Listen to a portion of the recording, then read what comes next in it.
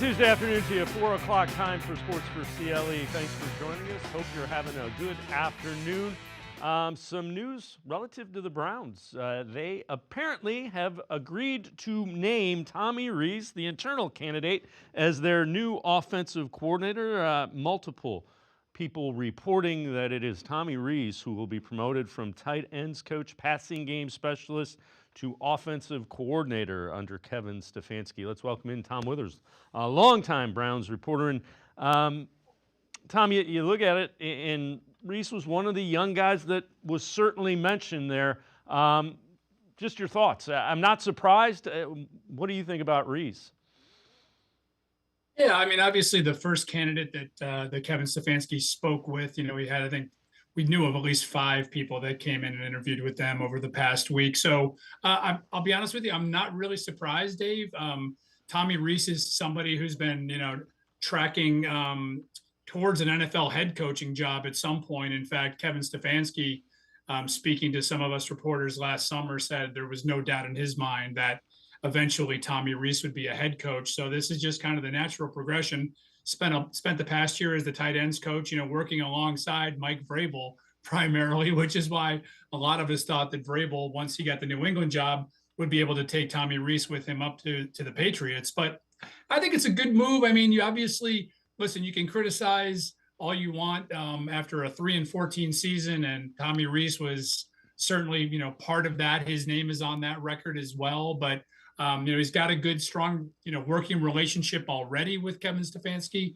There's already been talk about how this offense could look different and maybe the same next year. At least the same as to what we had known the Kevin Stefanski offense to look like for his first 4 seasons. So I think it's a good move. I think he's a more than competent.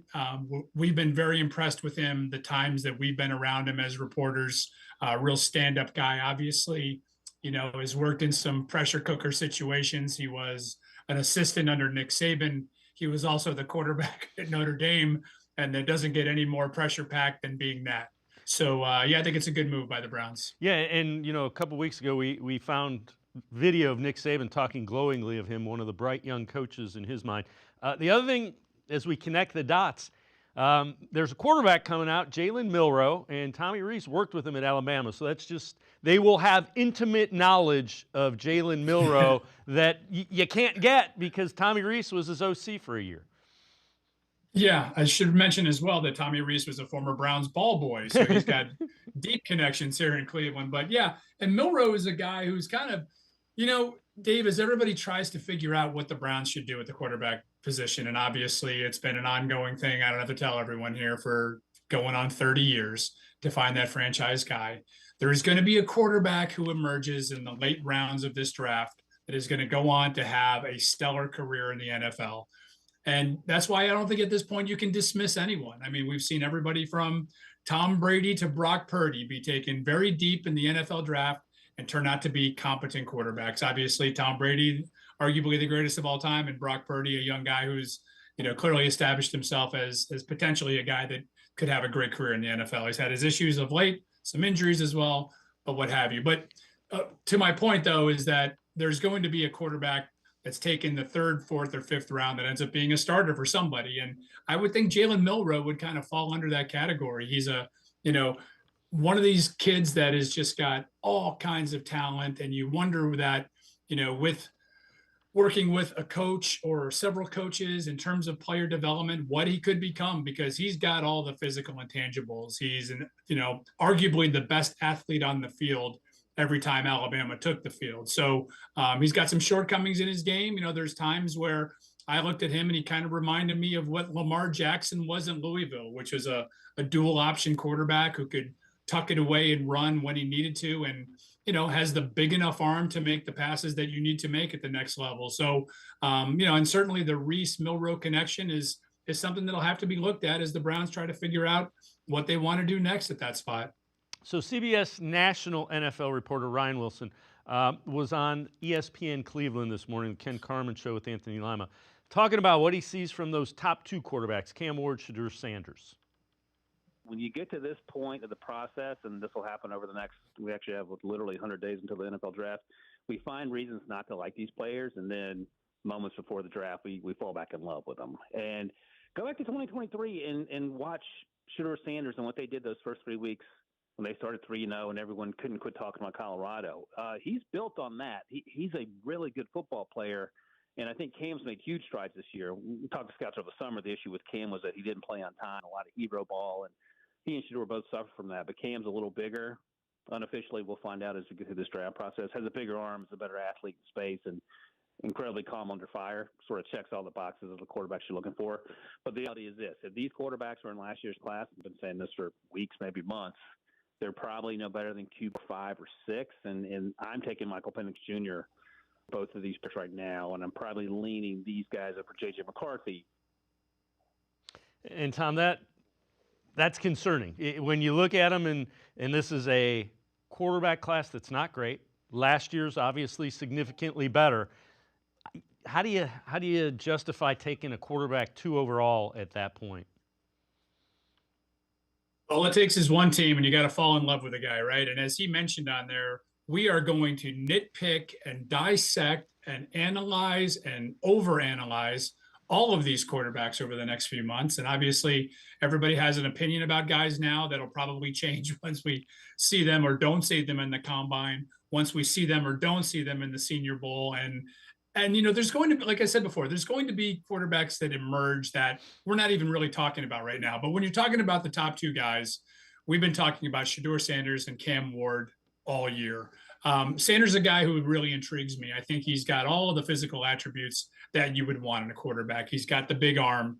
He's got the mobility. I could see him fitting in very nicely into a Kevin Stefanski / Tommy Rees offense. I feel the same way about Cam Ward. You know, I watched probably 4 or 5 of Miami's games this year, and obviously he's kind of one of those guys that has almost that it factor when you take into account the comebacks that he was able to orchestrate at Miami. So, you know, there's something intriguing about him as well. Again, another, you know, much like Shedeur Sanders, dual option, you know, RPOs, all those kinds of things. He's got all of those.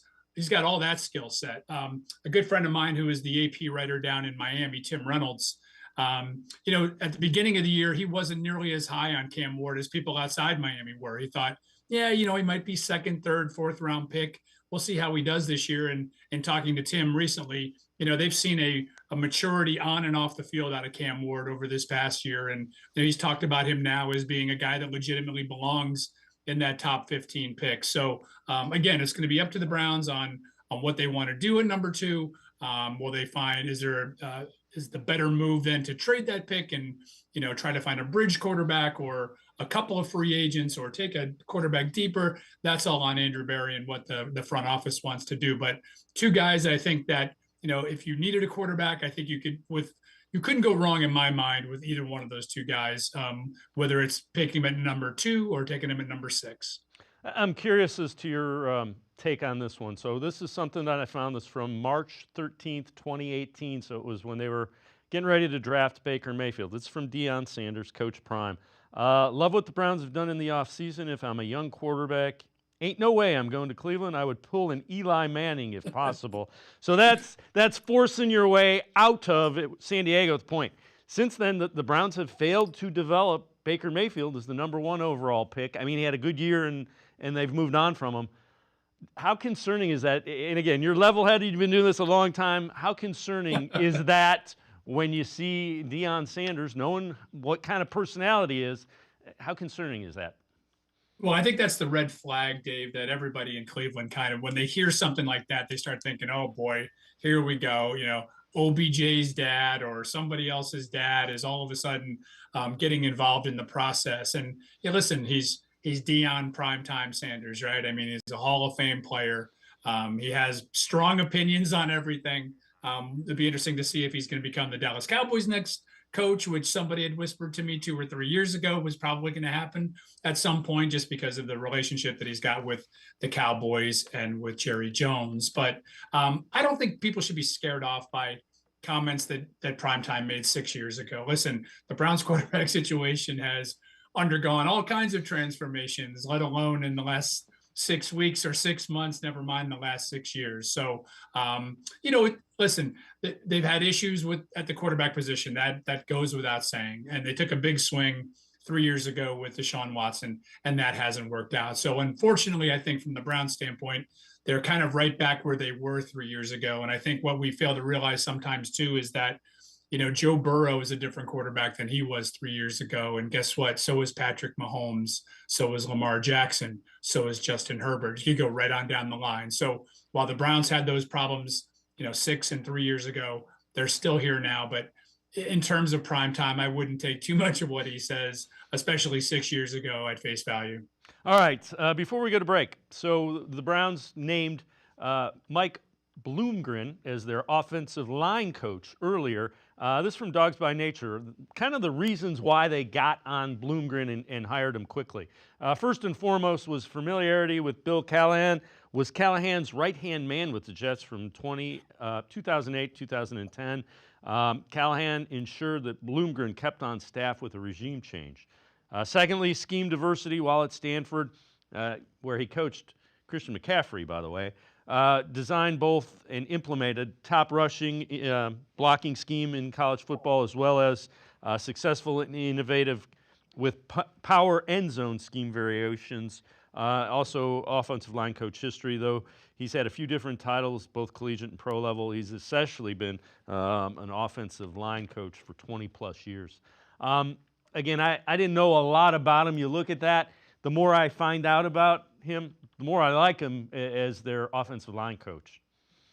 Yeah, Dave, I think you had me at Bill Callahan. I think the Browns probably felt the same way, right? I think anything from the Callahan tree is going to be very intriguing, especially considering the problems that they had last year after Bill joined his son Brian down in Tennessee. So, it sounds like this guy's got, everything you would want. I think a big issue for the Browns, the last couple of years in terms of the offensive line is health.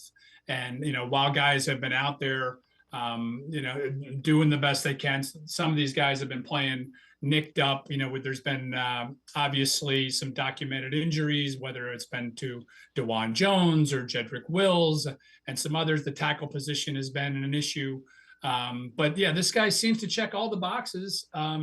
So, we'll see what happens. I know that, Dickerson did what he could with that group this year. He was also given a lot of help from Mike Vrabel and from Tommy Rees at times as well, because, during practice, obviously the line works with the tight ends and vice versa. And, we get to see a lot of that. So I don't know about this guy personally, but like I said, if he's worked under the tutelage of Bill Callahan, I think you probably got a pretty good one. Tom Withers and I are going to step aside, take a quick time out. On the side of the break, we'll head to the voicemail of Truth and Reason. Sports for CLE. We'll be right back. Stay with us.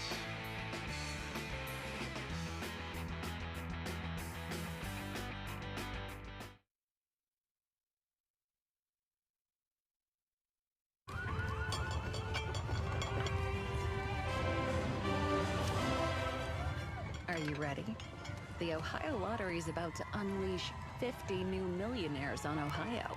Want a chance to become one? Play VIP Millions. With 50 $1 million winning tickets, it's your best chance to win $1 million ever.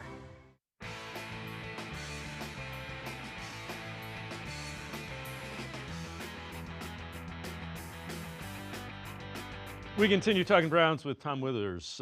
Tom, let's head to the voicemail of Truth and Reason. Hey, love the show.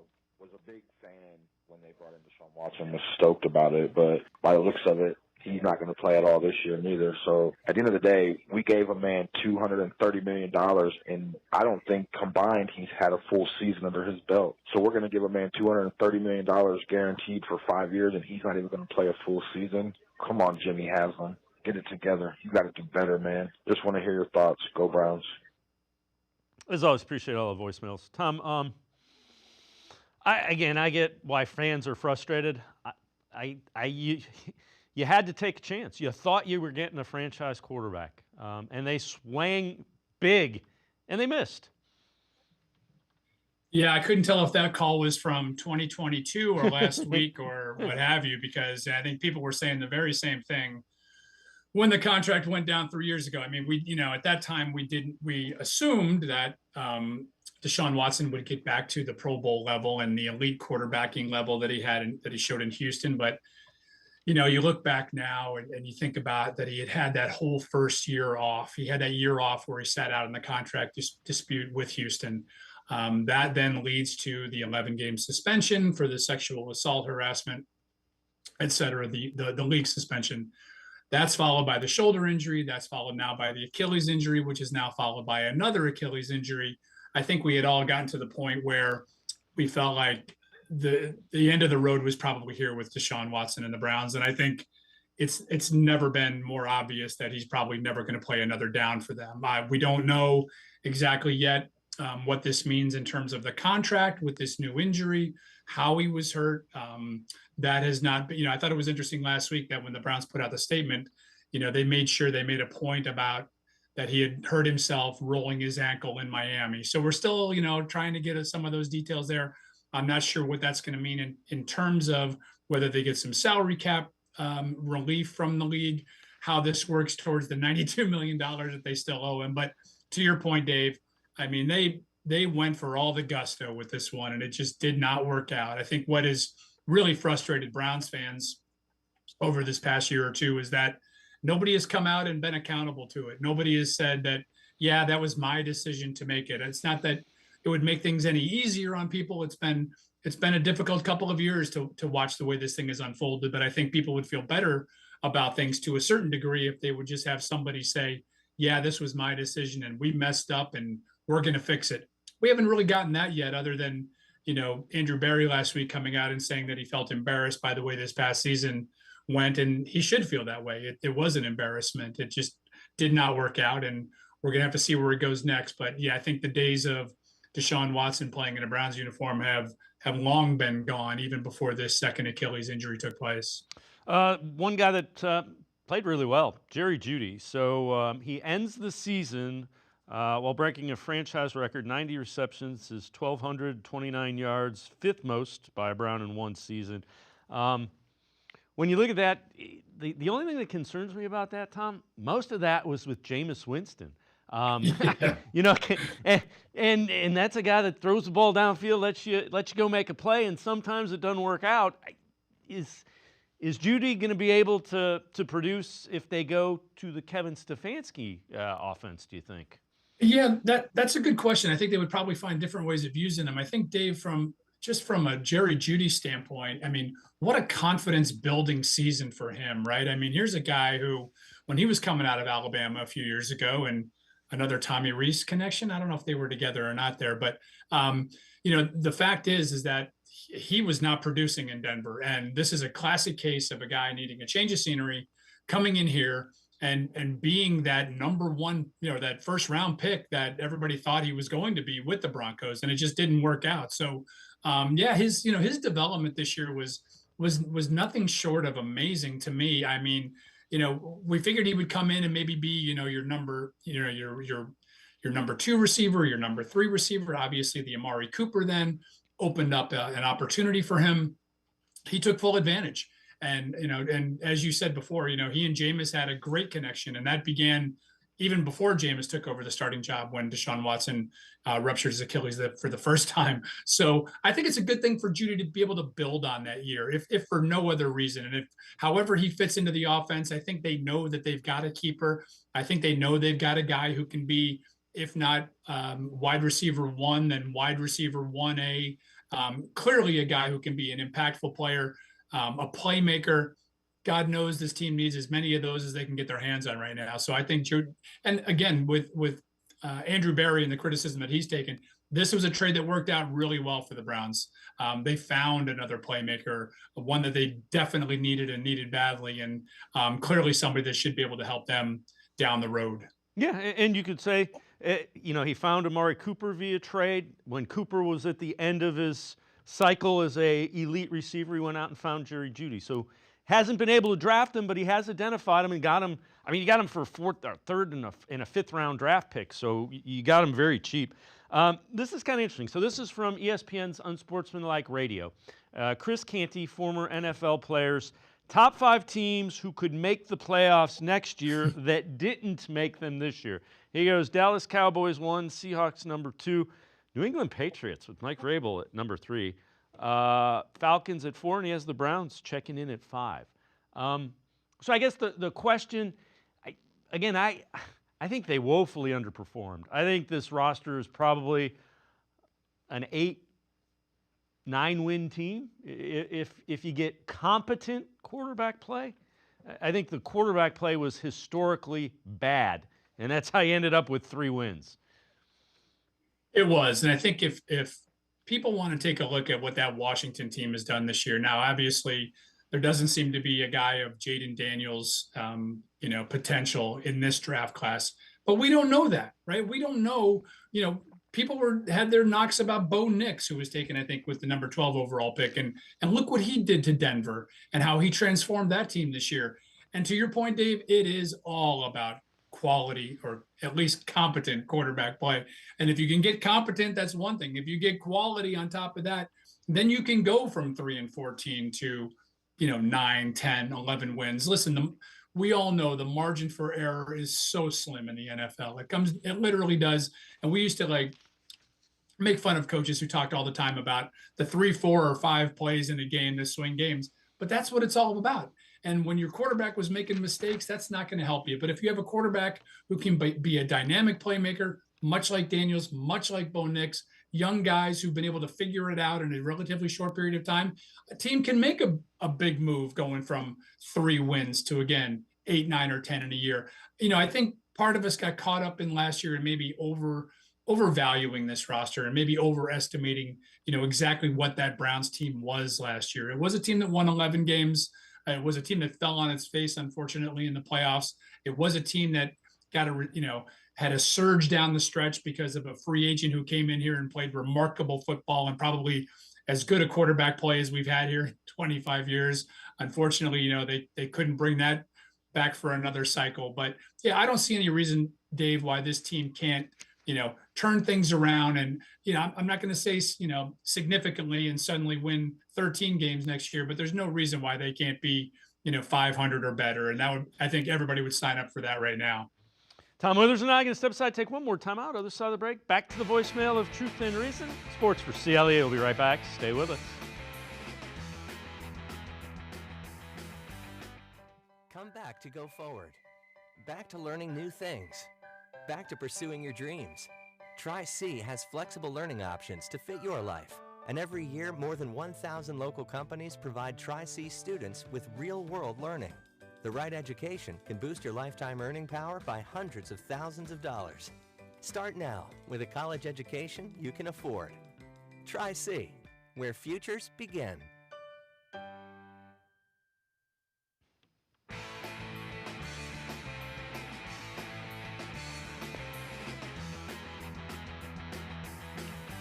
We continue talking Browns with Tom Withers. Let's head back to the voicemail of Truth and Reason. Hey, Dave. Frank from Cleveland. A couple of quick things. We know Sam Darnold ain't the answer, that's for sure. What's up with the quarterback out of Indiana? Can you tell me a little bit about him? Thank you, Dave. Be good, be safe, be warm, you and the family, and God bless you. As always, appreciate all of the voicemails. Tom, he's talking about Curtis Rourke, who played at Ohio, then played at Indiana. Reportedly played his entire season on a torn ACL. So tough kid. He's due for some rehab though. So that will hurt his draft stock without question. He was one of those guys that probably figured in day 3. He may end up being an undrafted free agent. He's certainly a guy that'll get some looks. Yeah, and listen, as I mentioned to you before, there's a dozen of those guys that we haven't even identified yet, Dave.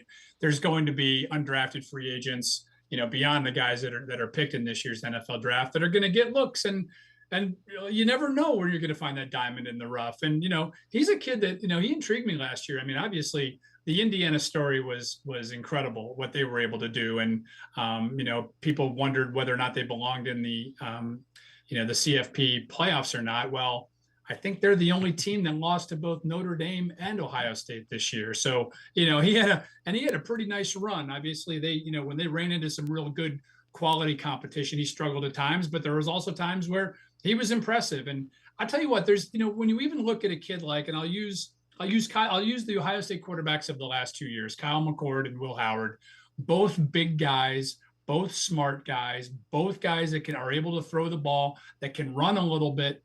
Those are the kind of guys that teams are looking for as an undrafted free agent, Dave, or as somebody to take a flyer on in the third round or more. Drew Aller, who has now decided to go back to Penn State, would fall into that same kind of box, right? Big, strong, maybe needs some seasoning, maybe needs some development, and you never know what they can turn out to be. So I think the Browns are going to end up kicking the tires as they've done for years on all those positions until they land on the right one. And whether they get him at the number 2 overall pick or as an unsigned, undrafted free agent, you never know. That's kind of the beauty of it. We alluded to this a little bit last segment. You look at the Browns roster. A lot of people thought they were a playoff team, challenged for AFC championship, that kind of thing. Did we overvalue the roster, or did they just woefully underachieve? I know injuries had something to do with it, but when I look at them the last couple of years, they turned the ball over one of the most in the NFL. It's either the most or second most. And when you do that, you're to lose in the NFL. You lose the turnover margin, you're losing football games. Yeah, I would answer both those questions. Yes, we overvalued them, and yes, they underachieved, right? I mean, and to your point, Dave, there were a gazillion variables that go into that: injury, experience, right on down the line, strategy, mismanagement by coaches, whatever the case may be. So, yeah, I do think that we may have, like I said earlier, I do think that we maybe got a little over our skis in terms of this team going from, let's say, 11 wins to contending for a Super Bowl title, especially when you had the quarterback issues that this team had. You referenced it earlier. It was historically bad. I mean, the people can say what they want, however they feel about DeShaun Watson. The bottom line is that he rated amongst the worst quarterbacks we've seen in this league in the last 10 years. And when you have that, you got no chance. I don't care what the rest of your roster looks like. If you don't have decent play at the quarterback position, you have no fighting chance in this league. I think we saw that this past weekend when you watch those playoff games. The teams that didn't get good quarterback play didn't win. And so, that's going to be the determining factor as we go forward here. In terms of the roster, there were some holes here and there that we all kind of, expected them to have problems with. I'll take the linebacking group, for instance. Everybody wondered what that would look like with, Anthony Walker Jr. leaving and Sione Takitaki, 2 competent players who left the team. Well, then you had on top of that the injury to Jeremiah Owusu-Koramoah. JOK was playing at an unbelievable level when he got hurt. And so that was one of those things that you just can't overcome. So while you want to look at the roster at face value and say, can this guy play? Can that guy play? When it comes down to injuries, that's just the variable that you can't account for. So I do think we overvalued it a little bit, and I do think they underachieved a lot of it. All right, before I let you go, this is from Dog Pound Daily. 3 bold predictions for 2025 in the offseason for the Browns. They say, 1, they'll sign 28-year-old cornerback DJ Reed in free agency. Between lackluster performances from M.J. Emerson, Juan Thornhill, continued injuries plaguing Greg Newsome, no other consistent defenders in the secondary aside from Ward. It's unclear whether the Jets are going to be willing to pay Reed, but the Browns might be. Cleveland will sign Nick Chubb to an extremely team-friendly deal. Once you reach a certain age or hit a certain number of injuries, teams are more wary of signing you. And number 3, the Browns will use number 2 overall pick as leverage, not as an actual pick. Makes no sense for the Cleveland to take a quarterback they're not totally convinced can be a starter on day one, especially when they don't have a clear idea of what their offensive line or running back room will look like in 2025. Start with Chubb. I think they do try to find an incentive-related, team-friendly deal. The reason I think Andrew Berry, when he spoke, kind of was hesitant, wants to make sure nobody's going to throw a big stack of money at Nick Chubb, thinking he's going to be back. I don't think that's going to happen, though, either. And I do think there is a loyalty factor, both from the player and obviously from the team and obviously from the fan base. Nick Chubb is as beloved a player as we've had here in maybe since Bernie Kosar. I don't even know what kind of level he belongs on, but Nick Chubb is Nick Chubb for a reason. And, the Browns love him. His teammates love him. I don't know, I haven't, Nick is not super with the media, and we don't get a whole lot of chances to talk to him on the side or anything. So I don't know how he personally feels about the situation here. Obviously, they've been loyal, very loyal to him, helped, allowed him to come back and play this year. Unfortunately, the broken foot took him out, and there were moments where we saw flashes of the old Nick Chubb, but times where he was obviously struggling, and coming back from a major reconstruction for the second time in his career made it very difficult on him. So I agree with you, Dave. I think they will try to come up with something that would suit the team, not put them in any more of a financial hardship than they're already in with numerous other contracts. I think they'll take another shot at that. And to your, to the emailer's comment about the secondary, I would agree with that. I mean, other than Denzel Ward, they really didn't get consistent play out of that secondary. In my mind, MJ Emerson took a step back from what I thought he could be after another season. So, and again, a lot of times we don't know exactly what guys are dealing with in terms of injuries. I think, unfortunately, in our line of work, one thing you can't always find out about is how limited a player might be. These guys are always dealing with something. And I felt like there were times where Emerson just wasn't himself, and I wondered what was going on there. It's one thing to be out of position, and another thing not to be able to physically do your job at the level that we had already seen. So, I think we'll see some major changes in that secondary coming up. Let's get back to Denzel Ward for a second. I mean, a guy who had as good a year as we've seen out of a defensive back here in a very long time. So again, a very promising core player going forward, at least something the Browns know that they can count on 21 when he's out there. Tom Withers, as always, great stuff. Thanks so much for the time and the insight. Appreciate it very much, Tom. My pleasure, Dave. Thanks for having me. Tom Withers, always great stuff. Longtime Browns reporter, always very insightful. We're going to step aside, take a quick time out. We continue talking Browns. Spencer German from 92.3 The Fan and the Cleveland Browns on SI. Straight ahead. Stay with us. The Ohio Lottery Partners in Education program is dedicated to recognizing exceptional students, teachers, and schools throughout Ohio. Scan the QR code on screen to nominate students and teachers as Academic All-Stars and Teachers of the Month. They must be currently enrolled or teach in grades K through 12. Is your K through 12 school developing students' literacy skills to achieve success in reading? If so, you can nominate your school for the School of the Year. Students can win $100, teachers can win $500, and schools can win $2,500. Scan the QR code, fill out the forms, and nominate deserving students, teachers, and schools today. The Ohio Lottery Partners in Education program takes pride in honoring exceptional students, teachers, and schools across Ohio. Submit your nomination today. It's fun, fast, and free.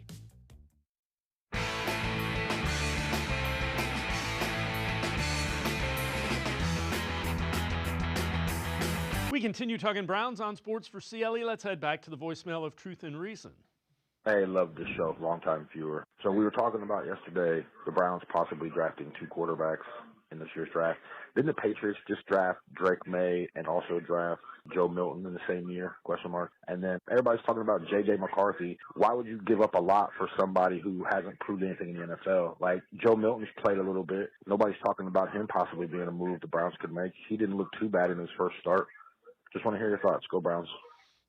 As always, appreciate all of the voicemails. Let's welcome in Spencer German from 92.3 The Fan, as well as Cleveland Browns on SI. I got to be honest. I watched most of that Joe Milton start for the Patriots' final game of the regular season. I thought he looked pretty good. J.J. McCarthy's intriguing. I think the reason J.J. McCarthy is being thrown out there is not all, but a lot of draft people that follow that have him rated potentially higher than either Cam Ward or Shedeur Sanders. Yeah, I think that makes a lot of sense as to why, there's a lot of buzz about J.J. McCarthy, and especially given how Sam Darnold has played this year. There's some smoke, where there's smoke, there's fire sort of going on, where it's like, well, if they bring back Sam Darnold, what do they do with him? But I've kind of maintained all along that even if the Vikings did bring back Sam Darnold, I don't know why you would trade J.J. McCarthy anyway. Like, you can kind of sell it as, well, he's still coming back off this injury. He hasn't played yet in the NFL. We got to see this thing through. The Vikings kind of have the perfect setup, if you will, when it comes to a quarterback room. Like, you have a veteran that seems like he can win you some games and play pretty well, but you also have a rookie kind of waiting in the wings. I think every team sort of dreams to have that. So I don't know that he's as viable. Joe Milton's an interesting one. I mean, I don't hate the idea of maybe trying to acquire him. And to the caller's initial point, like, I don't even hate the idea of the Browns potentially taking multiple quarterbacks in this draft, if that's what it comes down to. I do think, and on some level, like, you are in a situation where, you might as well spitball some things and try some things. Now, what that means for what they do at number 2 overall obviously remains to be seen. I know there's a lot of debate about that right now. My biggest thing is if they don't feel that if they don't grade either Shedeur Sanders or Cam Ward, who are the consensus kind of top 2 guys, as being the right fit for their team or what they're looking for, they can't just draft one and use that pick on a player that they might not feel is that high of doesn't have as high of a quality or standard that they're kind of looking for. So they just got to be careful there. But yeah, like, I'm not opposed to taking a chance on a couple day 2 guys or whatever it might be, or even if they take one in the first round and then draft somebody later, fine. I think those are all viable options. I think at this point, let me put it to you this way: given how things have backfired with the Deshaun Watson situation, no idea is a bad idea is maybe a good way to put it when it comes to the Browns quarterback situation. They just got to sort of find a way to revamp that room and have it look a little bit different next year and find some people they can rely on. Yeah, if you're going to draft a guy late, a second one late, you're probably looking at it as a developmental guy rather than DTR. You have a lot of data with DTR, and yeah, none of it's great, in my opinion. The other thing, you mentioned the Vikings. They have Daniel Jones there, too. That's another veteran that's going to be intriguing as well. You mentioned Sam Darnold. You kind of wrote an article about it. Take us through that article and how you arrived at what you think the Browns should do relative to Sam Darnold.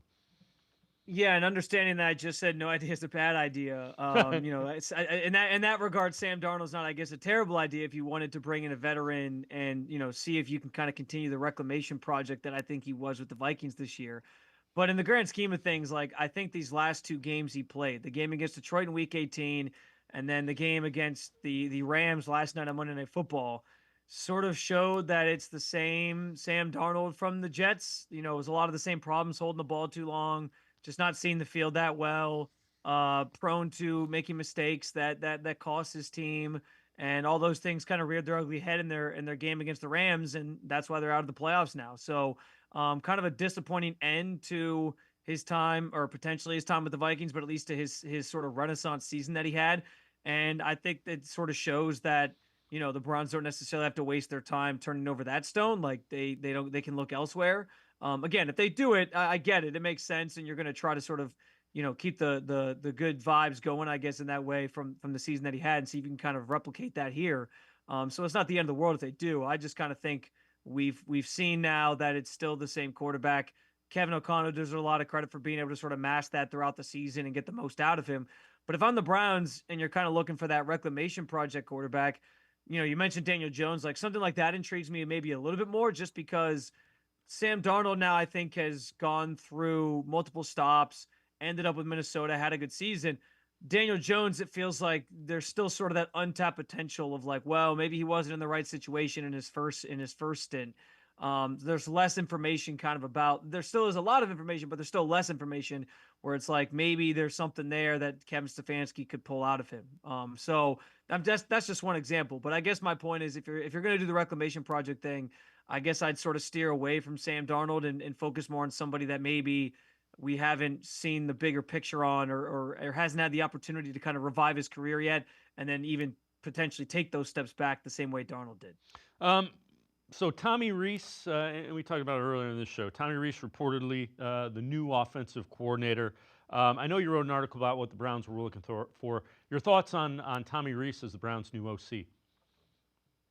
Yeah, I think it's an interesting move, largely because, Rees doesn't have any play calling or offensive coordinator experience at the NFL level. He does have it at the college level. Obviously, did it under Nick Saban in 2023 at Alabama. Helped lead that Alabama team to the college football playoff. He did it at Notre Dame for several years before that, his alma mater. So yeah, like, he's got some of that, but it does seem like he's kind of this up and coming hot name right now for OC jobs. he obviously, and even I guess larger scale jobs, because he did interview for the UNC head coaching position before they offered it to Bill Belichick, and Bill Belichick took it. So it seems like he's kind of this name on the rise.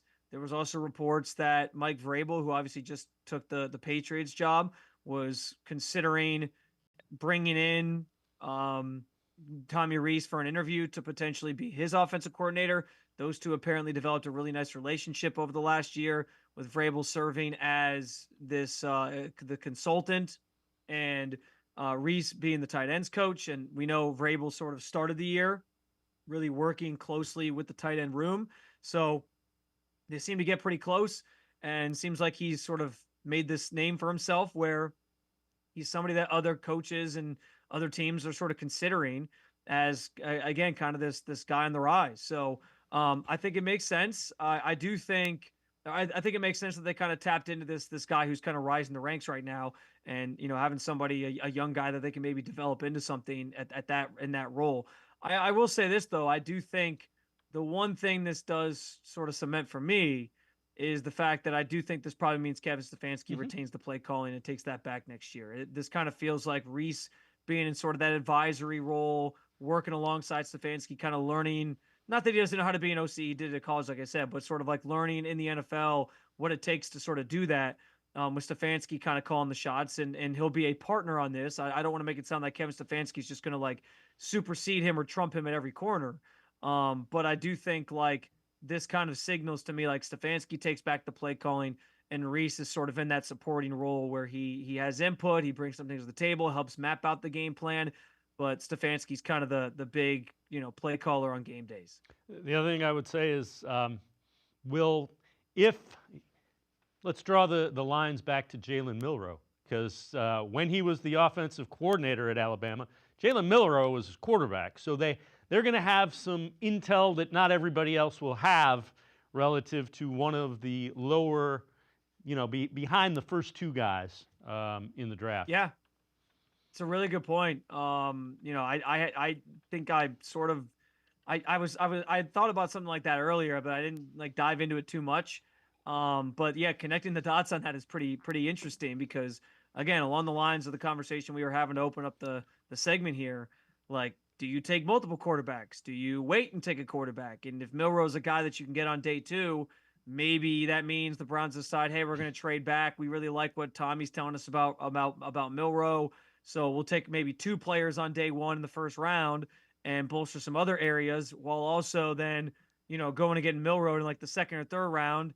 And now all of a sudden you got a quarterback that you can sort of sell and feel maybe good about developing as time goes on, with a guy he's worked closely with before. So that is another interesting wrinkle into the Tommy Rees hire as we talk about this upcoming quarterback class landscape and who maybe is on the table for the Browns to take. Spencer German from 92.3 The Fan and the Cleveland Browns on SI. And I'm going to step aside, take a quick timeout. Other side of the break. Here's a new one, an interesting solution to the Browns quarterback dilemma. Straight ahead on Sports4CLE. Stay with us.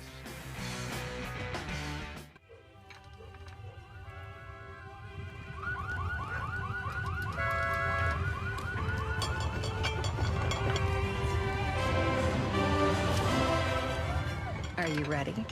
The Ohio Lottery is about to unleash 50 new millionaires on Ohio. Want a chance to become one? Play VIP Millions. With 50 $1 million winning tickets, it's your best chance to win $1 million ever.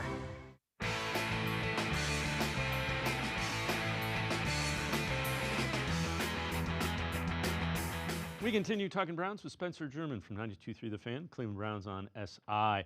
CBS national NFL writer Ryan Wilson on the Ken Carman Show, 92.3 The Fan this morning, talking about an idea that I haven't heard yet about the Browns acquiring a quarterback. I'm a big Kyler Murray fan. I don't know how the Cardinals feel about him, but I know towards the second half of the season he has a history of the wheels falling off to some degree. Would you, as the Cleveland Browns, trade the second-round pick for Kyler Murray? He moved down to 16, I think. So 16 for Kyler Murray and number 2.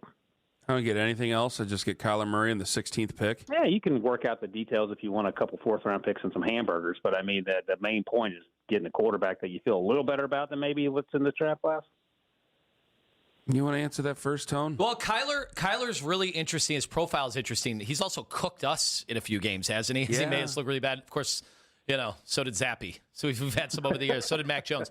So Kyler definitely has talent. I mean, he definitely has talent, and he's better than anything we've had since Baker. But at the same time, does that work over the full course of a season? His size, what does it look like in the cold? Those are probably gonna be disqualifiers, I think, for this front office. Man, I don't even think it's for the front. I think the fans would. I don't think the fans would have a good time. Yeah, and Spencer, I don't think he fits the offense that the Browns are planning on running. And I know Milroe doesn't. We talked about Milroe earlier, but Kyler Murray to me is not drop back pass, play action under center. That's not what he does well. Well, I will say what's interesting about that is obviously Drew Petzing has been the OC out in Arizona, who used to obviously work with the Browns here. So like there's kind of that connection of the offenses can maybe relate in some way, but it does feel like Murray runs sort of a different style, and he's a different sort of type of quarterback, and maybe one that the Browns want to kind of get away from given his athleticism, and it's kind of the same sort of thing that we saw with DeShaun Watson. But I don't know. I'm intrigued by that. Again, no idea is a bad idea, right? Like if you're trying to find a quarterback and you're unsure about this rookie class, and fans, every time you throw out some of these veteran options and you're like, well, Kirk Cousins, and they get mad and they say, well, that's not really a viable option. I don't think Kirk Cousins is any good anymore. You say Sam Darnold, like we talked about earlier. They're like, well, I saw those last 2 games of Sam Darnold. So there's a bunch of options that you don't really like. Maybe trying to land a veteran that's at least played at a high level in this league for stretches of time and has done it at a higher level, is the way you sort of split the difference if that were something that was viable. And you can kind of get somebody in who can play a good football for you and see if they can fit your offense and kind of go from there, rather than try to just like bridge the gap with some veteran journeyman or, draft a rookie that you're maybe unsure about. So I don't hate the thought process there. I don't know how realistic it is. But yeah, I mean, if the Cardinals were to come calling, I don't know exactly all the details of the trade. I always forget off the top of my head, like the trade chart of like what values for what pick and all that, and how much you'd actually have to acquire. And especially when there's like a player involved, I don't always remember it. But yeah, like whatever the details had to be, I wouldn't be opposed to that idea. It's a fun thing to sort of dream up. I don't know how realistic it is though for the Browns to actually pull that off. All right, so former quarterback Brady Quinn on Cam Ward versus Shedeur Sanders in the NFL draft. Shedeur has defined himself as probably the most pro-ready, the best. He played in the pro-style system with Pat Shurmur, who's his offensive coordinator. He's got NFL roots, which everyone in Cleveland's familiar with. But he looks to be the best as far as the most accurate. He can move. It'll be interesting to see, how he'll translate to the NFL. But I think he's defined himself as the number one. Cam Ward is the next one in my mind based off his play. The concern is the size. He's not very big, although that's not as big of a concern anymore, but also the translation to the NFL game. When you watch a lot of the tape, he makes some unbelievable throws. He has tremendous poise in the pocket, but there's also some big-time head-scratching decisions. And there's a way in which he plays that's so nonchalant at times that you just feel like this isn't going to work at the NFL level. Spencer, the more we talk about it, it's almost evenly divided between who thinks Sanders is one and who thinks Ward's one. It's kind of and the thing that in watching Cam Ward, there are a number of throws where it's like, man, what were you thinking? Yeah, with Ward, I think there's a lot of rawness that has to be coached out of him. And there's always coaches that are ready to do that. There's always coaches in the NFL, whether it's with the Browns or otherwise, who feel they can be the one to take that potential that Cam Ward has. And I think there's a ton of that. You see it in the skill set he has. You see it in the arm strength. You see it in his athleticism. He can improvise. Like there's a lot there that you can, almost like a ball of clay that you can kind of mold if you can get him to get some of that recklessness out of his game or coach some of the recklessness out of his game. And so that's going to be the goal for any coach team that takes him. I will say this, like from the Browns standpoint, Shedeur, I think fits more so what they want to do offensively, as Brady Quinn alluded to. ready to run that pro-style offense. He operates very well in the pocket. He's poised. He has great accuracy. Those are some of the things that people are saying about him coming out of college, and that is on the tape that when you go watch it. So if you're looking for a guy who can sort of run this wide zone play action style offense that Kevin Stefanski wants to execute, I think Shedeur is the better fit, which again then brings us back to, the top of the conversation of what do you do with the number 2 pick if you really like Shedeur and he gets taken number 1 and you're less high on Cam Ward. Like, do you just take him to take him, or do you take him and go into it with that mindset, like I said, that some of these coaches will have, where they're like, well, we can coach that out of him, we'll worry about it later because he's just too talented to pass up. So I think that's maybe what's the most interesting about this situation that the Browns kind of find themselves in with the quarterbacks, is that one of them I think clearly fits what they want to do. One of them maybe not so much, but has a ton of talent. And it's going to kind of come down to figuring out which direction you want to go, if you want to go that direction. But yeah, I mean, if Shedeur Sanders goes number 1, then maybe that answers some questions for them where they, decide they're going to trade back and address something else. But it's all very interesting. And yeah, I do think Shedeur has kind of established himself as the consensus number 1. I think that should be true for the Browns too. It'll be interesting to see, because there are teams that will fall in love with the other guy. So you may be able to trade back 5, 6, 8 spots and get a number 1 next year. We'll see. I know you also wrote an article, 3 Browns that could be released in the offseason. Number 1, you got Juan Thornhill. Number 2, Shelby Harris. Number 3, Ethan Posick. And I can't really argue with any of them. They've got to get younger and cheaper in a couple of areas. Yeah, the Juan Thornhill one is probably the toughest of the 3 from a financial standpoint, because his dead cap hit is over $12 million, and you can either make him a post-June 1st and spread that out over 2 years, or try to eat as much of it as possible this year. But he only comes with like $2.5 million in savings. But the problem is, I just don't think he's played up to the level that they need him to play. And, his efforts gotten called into question a couple times. That one more so just feels like an inevitability, where the Browns are probably just going to have to accept, like, we need to change things up at this position. We can't rely on him anymore, more so than it is about like the savings that come with it. I think the other 2, though, have some realistic savings potential that the Browns could consider. Shelby comes with like $2.6 million in cap space. That would be if you designate him as a post-June 1st cut. Again, you wouldn't see that money until the summertime, but that could help you with like rolling some over to next year and all those different things, which is something the Browns obviously like to do. Ethan Posick, I'll argue with myself a little bit, because the one thing I did right in that piece was the only problem with moving on from Posick is, A, if you're trying to go back to the offense that suits this offensive line better and finding that identity and running the football, he seemed to be good in that offense. I think there's some potential there. I also think, like, depending on what Joel Bitonio decides to do you want to create another hole for yourself on the offensive line to fill this offseason? That gives you a lot more things to kind of address. If you're looking at, well, we got to get a left tackle, now we got to find another guard, unless they think Zach Zinter is already sort of the replacement there, and we got to look for a center. So that's the only thing I'd say on that front. But I do think all of those come with the potential to save the Browns a little bit of money. And again, when the cap is as tight as it is for them, particularly with those post-June 1st cut designations, every little bit counts, whether it's entering free agency or whether it's in the summertime when they want to sort of get some money freed up to roll over to next year. Spencer German from 92.3 The Fan, Cleveland Browns on SI, and I are going to step aside, take a quick time out. We'll talk a little bit more about the upcoming draft when we return. Stay with us. Come back to go forward. Back to learning new things. Back to pursuing your dreams.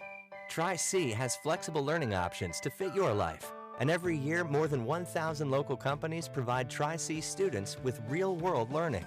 The right education can boost your lifetime earning power by hundreds of thousands of dollars. Start now with a college education you can afford. Tri-C, where futures begin.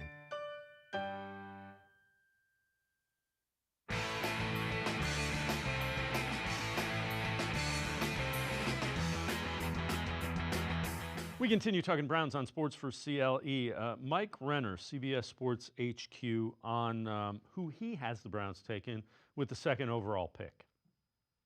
To me, there are 2 guys in this draft class that I think are special grades for their respective positions. One's Abdul Carter, one's Travis Hunter Jr. Everyone knows about Travis Hunter, but But I think Abdul Carter and the position he plays on the defensive side of the football, and defensive line specifically for the Cleveland Browns, is something I'm really interested in because he gets after the passer at an elite level. And this is his first year ever doing it. The guy was an off-ball linebacker for 2 years. If you watch that game against Notre Dame, he was everywhere, whether it was against the run, whether it was rushing the passer, has a unique combination of bend, burst, to the edge to get back to the top of the pocket, create those big plays in the backfield that, if you pair him with Myles Garrett, oh my Lord, I don't want to be an opposing offense, and I just don't have a high enough grade on Shedeur Sanders to justify drafting him at number 2 overall. That's the thing here, if I'm the Cleveland Browns, is I'm in a window where I'm paying a lot of money to this roster. I need to win right now to save my jobs if I'm Andrew Berry, if I'm Kevin Stefanski, and I just don't have a high enough grade on Shedeur Sanders to say I'm plugging him in, and he's going to be the answer for us. Spencer, he had me until he said, I have to win right now, and that shouldn't factor into it. Real life, it probably does. I'm intrigued. Yeah. I'm definitely intrigued by Abdul Carter. Can he put a little bit more weight on and still maintain that? That would be my question. But if you watched him play against Notre Dame, bad shoulder, and he ate the Notre Dame Fighting Irish offensive line up playing on a bad shoulder. Yeah. I think the weight thing is something that teams don't really worry about. Maybe when it comes to like if it's an offensive lineman, you're trying to get the right stature. But I think generally teams believe that they can get somebody to add muscle and weight that they need to sort of play at a maybe a certain fit that they want them to. But along those lines, I'm actually glad that he mentioned this because I was sitting there watching that Notre Dame Penn State game the other night, a little less than a week ago. And I was saying this exact same stuff. Like, man, imagine this guy who, and as he was playing, I was like, his stock is just skyrocketing right now in this game. Imagine this guy paired opposite of Myles Garrett. Like, I do think, I don't know that pass rusher is the number one need for this team. Obviously, quarterback's number one. But if you take quarterback out of the equation, I don't know that it's even the second most important need for this team. I would probably say that's left tackle, because again, this offensive line just struggled so much. You got to fill that hole, but the Rena veteran that the Browns have done with the defensive ends over the years to kind of pair somebody with Myles Garrett, you've had some success with it. It worked with Zadarius Smith the last couple of years, but it would be nice if they sort of found a young guy to pair with him. And on the other part of that too is if things go south next year and then Myles Garrett really uses his trump card of, well, I want out because we're not winning and I don't want to waste my time here anymore. You then kind of have somebody waiting in the wings to take the reins as the next great pass rusher on this team. So I've slowly but surely over the last 4 or 5 days or so fallen more and more in love with the idea of drafting Abdul Carter. So yeah, I find it interesting that everyone else is kind of getting on that train too. And it seems like it's a viable option for the Browns in terms of a position that they could address. And to me, you can't go wrong, I think, drafting like 3 things if the value is there and the talent is there, and their quarterback, their defensive end, and their corners. Like those are 3 of the most important positions on the field. You could obviously throw maybe a tackle in there as well as like a 4th, but I just think like in any draft, if you get the value at the pick that you're at for any of those players, then generally you're going to get praised for it because those are some of the most key positions on the field at any given time. The other thing that I think is you win with elite groups. If you put Abdul Carter and you have Myles Garrett, you have Alex Wright coming back, you have Isaiah McGuire who has flashed. You have the makings of pretty special pass rush unit. And you got to get it, no matter if you're drafting, no matter where you're drafting, you're going to probably be drafting in the top 10, whether it's 2, 4, 6, whatever. You got to get an impact player with that first-round pick. He has to come in and make an impact. Yeah, no, I think that's how you generally are going to view those guys in the first round, especially the top 10, is like, we want this person to start immediately. I think Abdul Carter could be that. I think there's other players. Travis Hunter, who I know has been mocked to the Browns in some regards, is another one that people feel like he'll be an instant, put him out, plug and play. He can play immediately and be a starter and contribute at the NFL level. Like that is 100% what you're looking for. And that's why I said, like, I think at those positions specifically, and those are positions that the Browns tend to value. Like they've tended to almost always take some sort of defensive end in drafts and you see if they can develop one. They seem to always take a corner in the draft.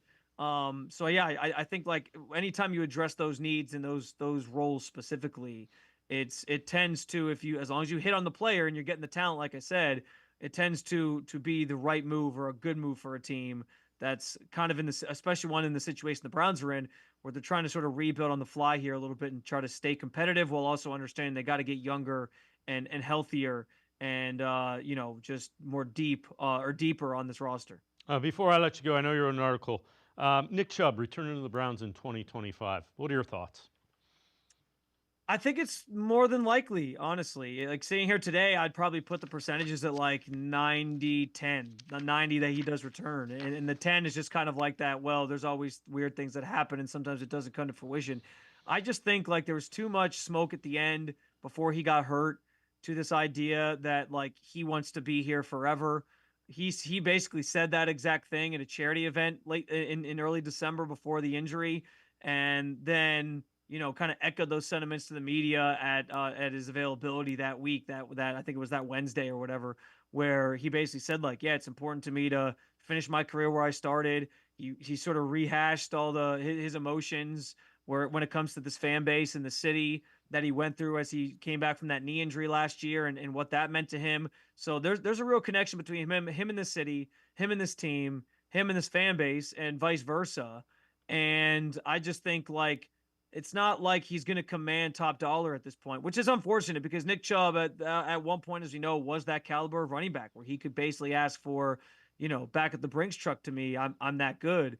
Unfortunately, the injuries have kind of derailed the financial side of this for him. But because of that, I think it allows the Browns to be able to find a deal that works for them, where maybe it's like a 1-year prove it situation, but also, still compensates Nick Chubb in a way that he feels is reasonable and allows him to do what he wants to do, which is still stay here in Cleveland. And frankly, Dave, too, given where this team is at, given the bad PR that's come from the DeShaun Watson thing, and that obviously looks over, signing Nick Chubb to a minimal deal and keeping him here is about the best PR that this organization could do at this point, right? Like, let's smooth that over and get him back next year and give people something to be excited about for 2025. Like that, it's an easy thing that you can sort of step into there if you're the Browns. So I honestly feel like everything will come together and this thing will get done at some point this offseason. Yeah, aside from finding a quarterback, that would go that would do wonders for the fan base.